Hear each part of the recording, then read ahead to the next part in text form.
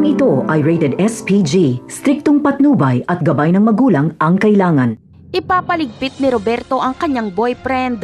Paraan niya ito para pasinungalingan sa mga tao ang ibinunyag ni Olivia na isa siyang bakla. Ngunit hindi ito mapapatahimik ni Roberto dahil tutulungan ito ni Olivia. Gawa ng video itong boyfriend ni Roberto at aaminin niyang may relasyon nga sila ni Roberto.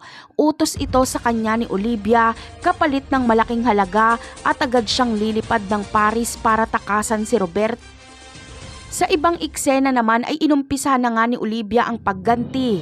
Sisiguraduhin niyang siya ang makakaupo bilang mayor kaya gagamitin niya si Marites. Noong masigurado ni Olivia na panalo na sila ni Tanggol ay kikidnapin niya nga itong si Marites. Igagapos at itatago niya ito at gagawing bihag. At kapag prenoklama na panalo na sila ni Tanggol, ay dito niya nasasabihin kay Tanggol na hawak niya ang buhay ni Marites at pakakawalan niya lang ito kung bababa sa pagka-mayor si Tanggol. At nang sa ganon ay si Olivia ang pumalit dahil siya ang vice mayor. Ito pala ang plano ni Olivia. Pero magtatagumpay kaya siya? Samantala, susuportahan ni Ramon ang kagustuhan ni Olivia na maging mayor.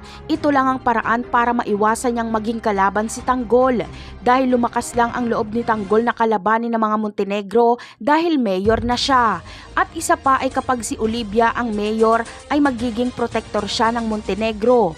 Talaga nga namang mabigat na laban ito ni Tanggol. Ang mga kaibigan niya lang ang kanyang kakampi. Napakarami pa nating dapat abangan sa mga susunod na episode. Paalam!